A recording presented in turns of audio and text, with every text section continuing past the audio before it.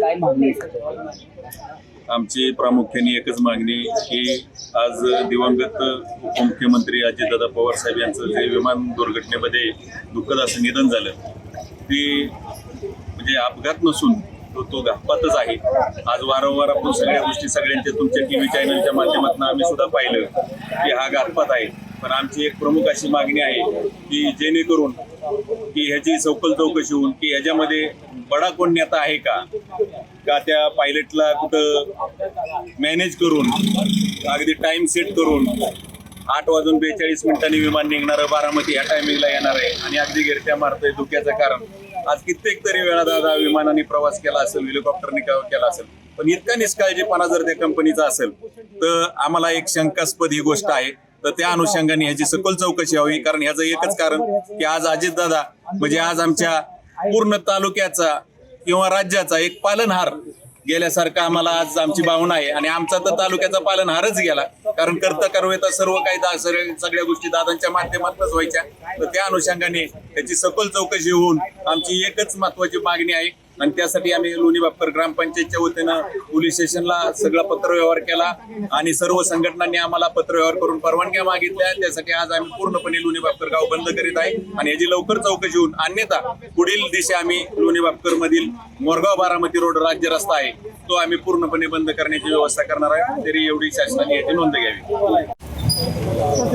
नमस्कार।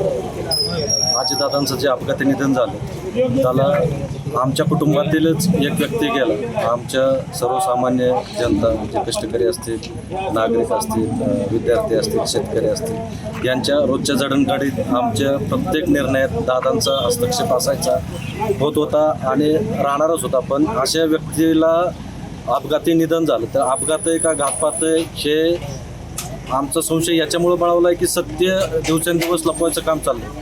महाराष्ट्र शासन असेल, भारत सरकार असेल, याच्या ज्या तपास यंत्रणा आहेत आणि ज्या इन्व्हेस्टिगेशन एजन्सी आहेत त्यांनी लवकरात लवकर सत्य जाहीर केलं पाहिजे।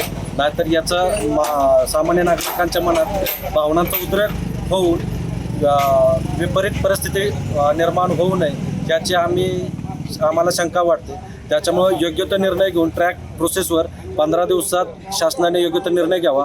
रस्त्याने चालताना एखाद्या मुलाचा जर ॲक्सिडेंट झाला आणि त्याच्यात तो दगावला गेला तर त्या वाहन चालकाला ज्या संबंधित चौकशी होते, त्याला अटक होते, सगळ्या गोष्टी होतात। आज राज्याचा उपमुख्यमंत्र्याचं निधन होऊनही आज 22-23 दिवस झाले पण कुणावरही कारवाई नाही, कुणालाही अटक नाही, कुणाची चौकशी नाही। एवढं निर्लज्ज निरडावलेलं सरकार जर असेल तर हे खरोखर आमचं सरकार आहे का कोणाचं सरकार आहे हेच आम्हाला लक्षात येत नाही। आमचा मायबाप असणारे दादा जर गेले तर ह्याला जबाबदार कोण आहे?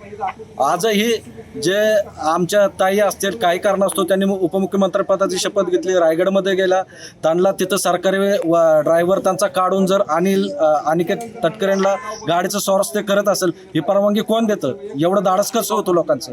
एवढ्या यंत्राने निरडवलेत का? त्यांच्यावरती अजूनपर्यंत गुन्हा का दाखल होत नाही? एवढं म्हणजे जे काय घटना घडली त्याच्यातनं पण अजूनही काही तात्पर्य नाही, काय नाही। आमच्या मनात म्हणजे आमच्या घरातली व्यक्ती गेली, आम्ही योग्य वेळी योग्य ते निर्णय घेईलच, पण सरकारने आमच्या मनस्थितीचा अंत पाहू नये एवढीच आमची इच्छा आहे।